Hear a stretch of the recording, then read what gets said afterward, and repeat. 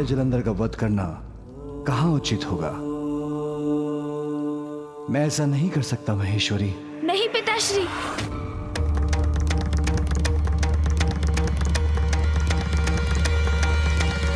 जिसका जन्म ही संकटमयी है उसे बढ़ने देना कदापि उचित नहीं। आप सभी को मेरा प्रणाम।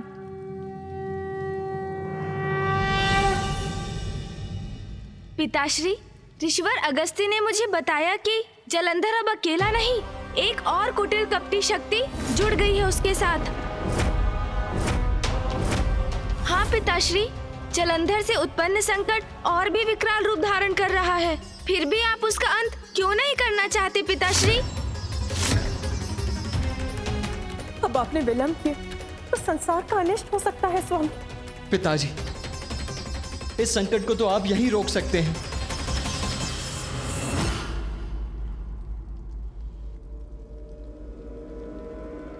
यह अन्याय होगा। जब तक जलंधर सृष्टि के प्रति कोई बड़ा अपराध नहीं करता, मैं उसे कैसे दंडित कर सकता हूं?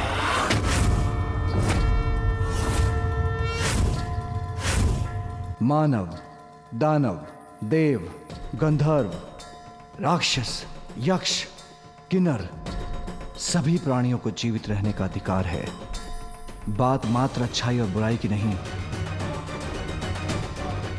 जलंधर का वध मात्र इसलिए नहीं किया जा सकता क्योंकि उसका जन्म एक विशेष परिस्थिति में प्रकृति के विरुद्ध जाकर हुआ है।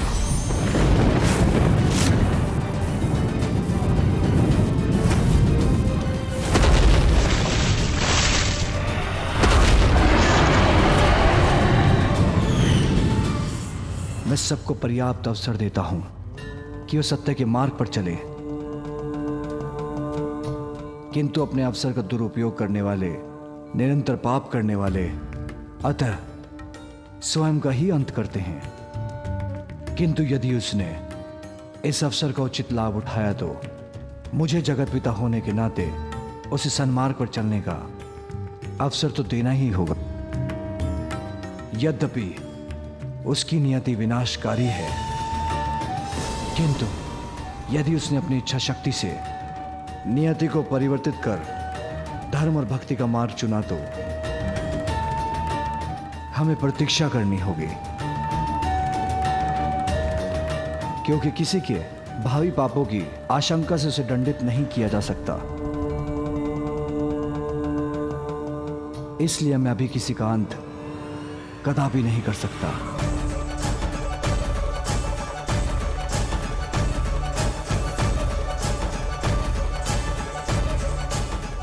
किसी के साथ अन्याय कदापि नहीं करूंगा, चाहे वो जलंधर ही क्यों ना हो।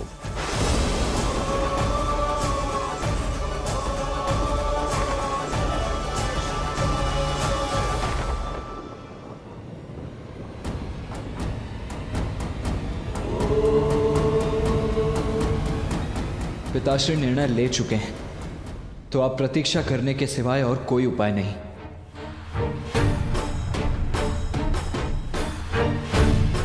कहीं महादेव के इस धर्मोचित व्यवहार के कारण कोई बड़ा संकट ना उत्पन्न हो जाए।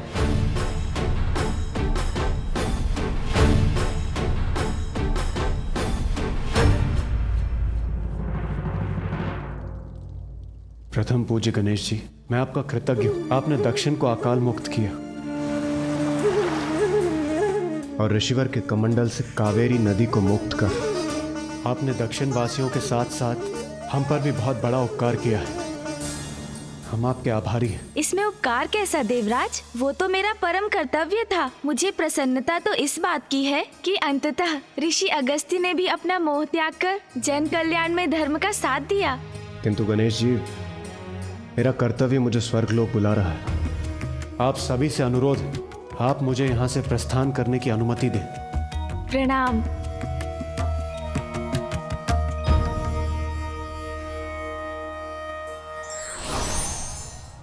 देवी पार्वती, अब हमें भी आज्ञा दें।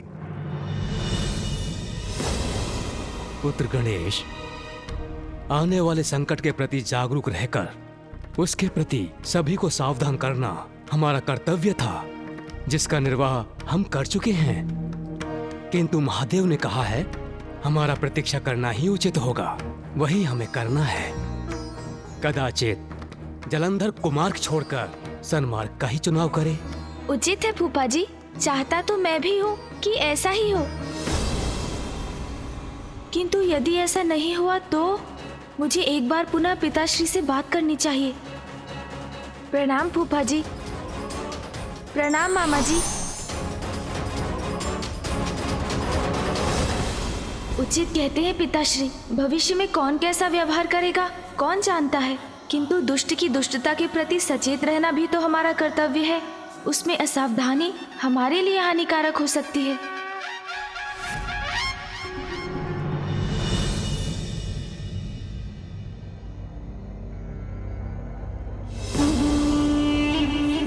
मेरे प्रिय बलश्रेष्ठ, असुर गुरु शुक्राचार्य हमें इसी पर्वत पर मिलेंगे।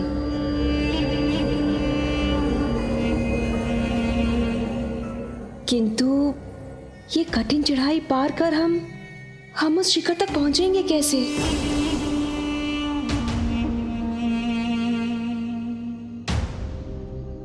सर्वश्रेष्ठ जलंधर है तुम्हारे साथ, फिर भी चिंता कर रही हो। कठिन को सरल बनाना आता है मुझे। चलो वृंदा, चिंता त्यागो और मेरी पृष्ठ पर आरूढ़ हो जाओ। सर्वश्रेष्ठ जलंधर ले जाएगा तुम्हें इस पर्वत के शिखर पर।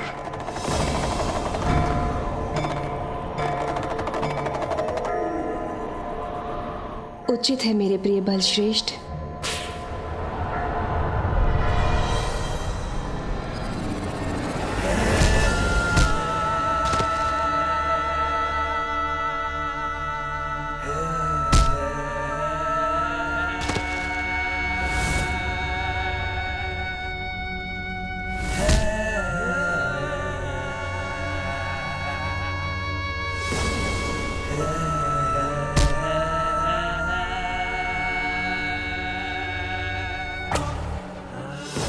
जो सर्वश्रेष्ठ जलंधर के मार्ग में आएगा, वो कितनी भी ऊंचाई पर स्थित क्यों ना हो, मेरे समक्ष झुकने पर विवश हो जाएगा।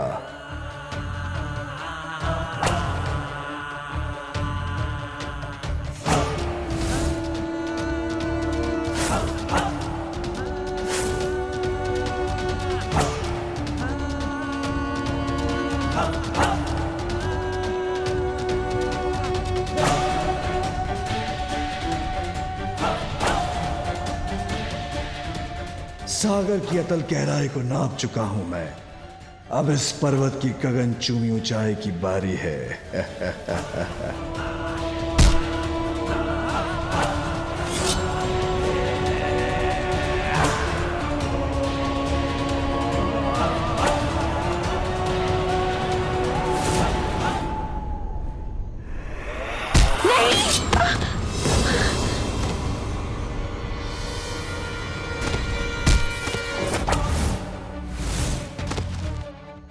मुझे पूर्ण विश्वास है मेरे प्रिय बलश्रेष्ठ पर, कुछ नहीं होने देंगे मुझे।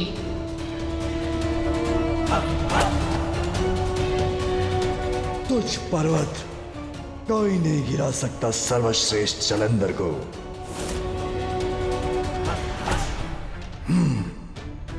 ऐसी कोई बाधा नहीं जो सर्वश्रेष्ठ जलंधर को रोक सके। इस तुच्छ पर्वत का इतना दुस्साहस जो मेरे पथ में बाधा बने।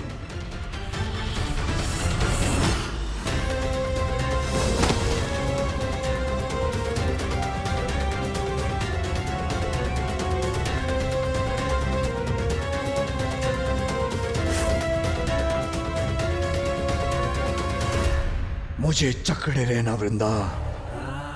अवश्य मेरे बलश्रेष्ठ।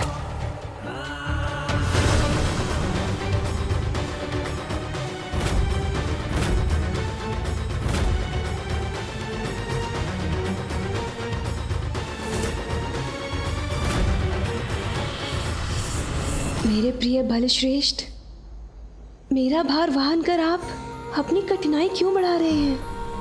मैं आपका अनुसरण कर आपके पीछे पीछे आ जाऊंगी।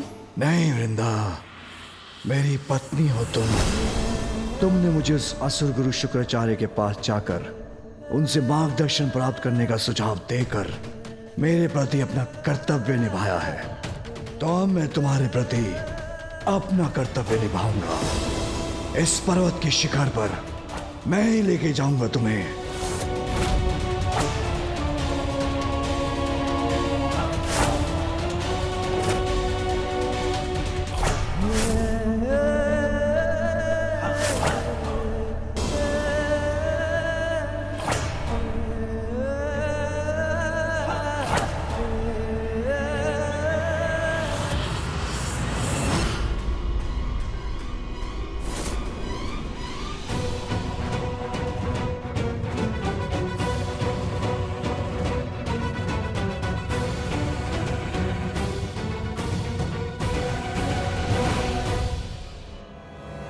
नहीं नहीं, कुछ नहीं हो सकता। मुझे विश्वास है अपने बल श्रेष्ठ पर। वो हमें गिरने नहीं देंगे।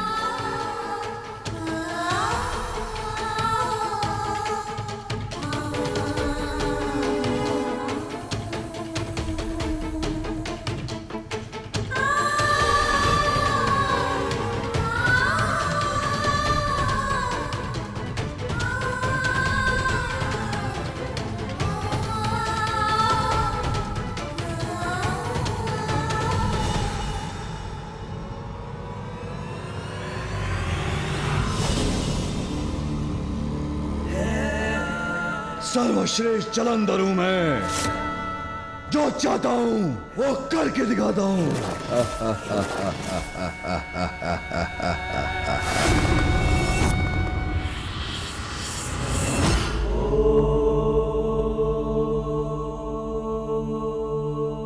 प्रणाम पिताश्री। मुझे क्षमा करें पिताश्री, मैं आपसे वाद विवाद करने की धृष्टता कदापि नहीं कर सकता।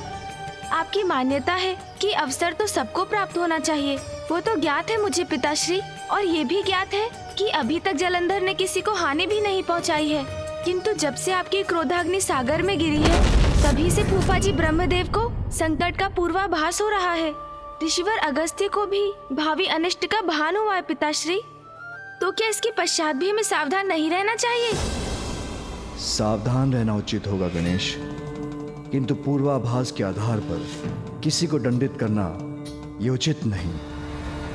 पिताश्री, मैं आपसे पूर्ण रूप से सहमत हूँ कि दंड का अधिकारी तो अपराधी ही होता है, किंतु जलंधर की आसुरी प्रवृत्ति भी हमसे छिपी नहीं, जिसका अर्थ है उसका झुकाव अवश्य अधर्म की ओर ही होगा।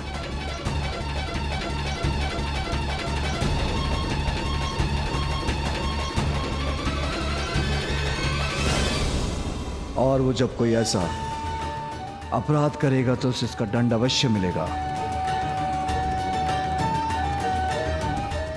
किंतु अभी हमारा प्रतीक्षा करना ही उचित है। गणेश, विपदा जब अपना शीश उठाएगी, हमें उसको मिटाने का उपाय भी अवश्य प्राप्त होगा। ओम नमः शिवाय। ओम नमः शिवाय। ओम नमः शिवाय। ओम नमः शिवाय। ओम नमः शिवाय। वृंदा, कहाँ है तुम्हारे असुर गुरु शुक्राचार्य? ओम नमः शिवाय। बलश्रेष्ठ, असुर गुरु शुक्राचार्य। ओम नमः शिवाय। असुर गुरु वहां ध्यान मग्न है। ओम नमः शिवाय। ये व्यर्थ के ध्यान में अपना समय गंवा रहे हैं।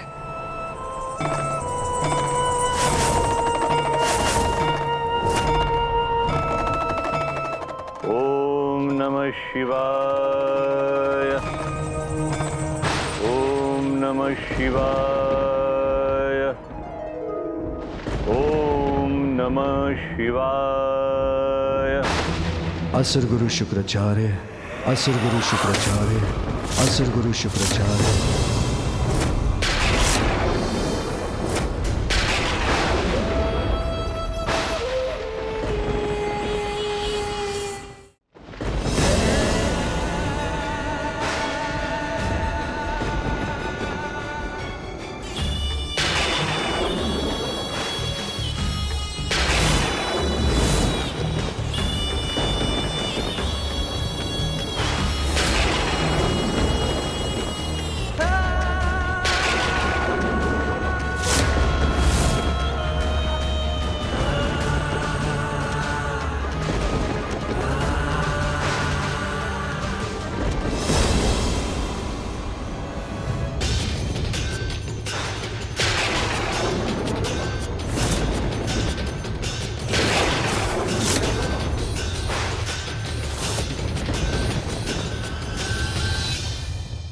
महादेव, प्रभु, आप यहाँ? मेरे आराध्य महादेव, आप स्वयं यहाँ? मैं धन्य हो गया प्रभु, धन्य हो गया।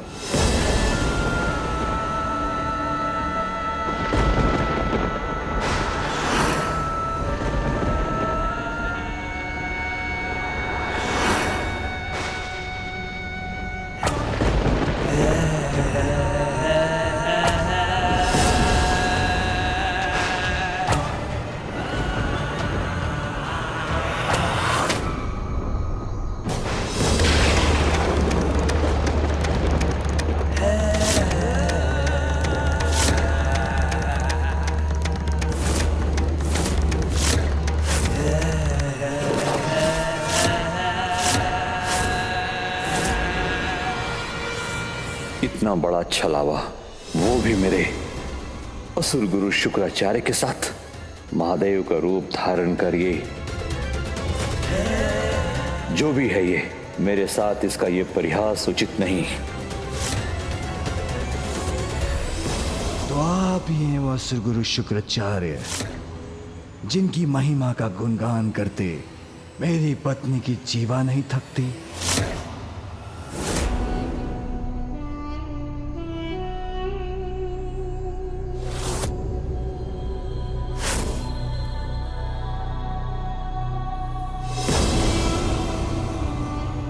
प्रणाम असुर गुरु, मैं वृंदा हूं और ये मेरे प्रिय बलश्रेष्ठ, सर्वश्रेष्ठ जलंधर। हम आपके पास यहाँ मार्गदर्शन के लिए आए हैं। अवश्य लेंगे मार्गदर्शन, किंतु सर्वप्रथम मुझे ये बताइए कि असुर गुरु आपने मुझे महादेव कह के संबोधित क्यों किया? कहिए, क्या मैं महादेव के समान दिखाई देता हूँ? यदि इसके मुख पर इन चिन्हों का विकार न होता तो कोई इसमें और महादेव में भेद ही नहीं कर पाता। कदाचित मैं भी नहीं। कौन है ये पाखंडी?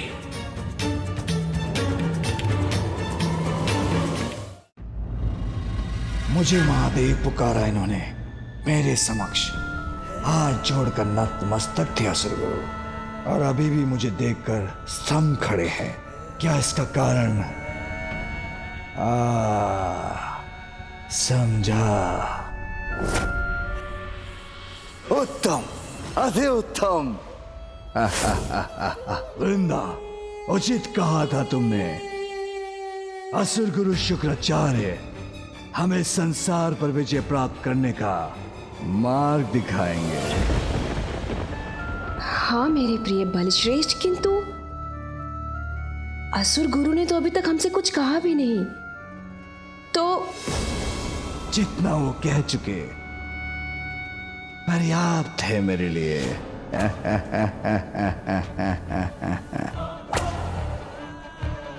समस्त संसार पर विजय प्राप्त करने का मार्ग ज्ञात करने आया था आपके पास, सर्वश्रेष्ठ जलंधर, किंतु वो तो मुझे स्वयं ही सूझ गया। आपने मुझे महादेव पुकार कर उपाय सुझा दिया।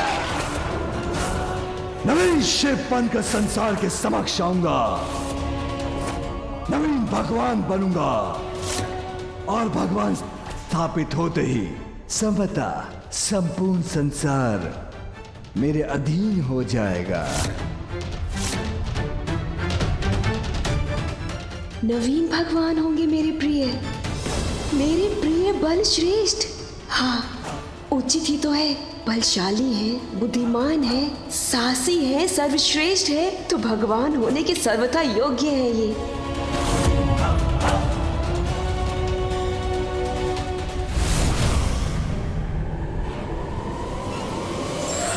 विनाशकाली विपरीत बुद्धि बल के अहंकार में आकर स्वयं को भगवान तुल्य समझने वाला गर्त की ओर जाता है।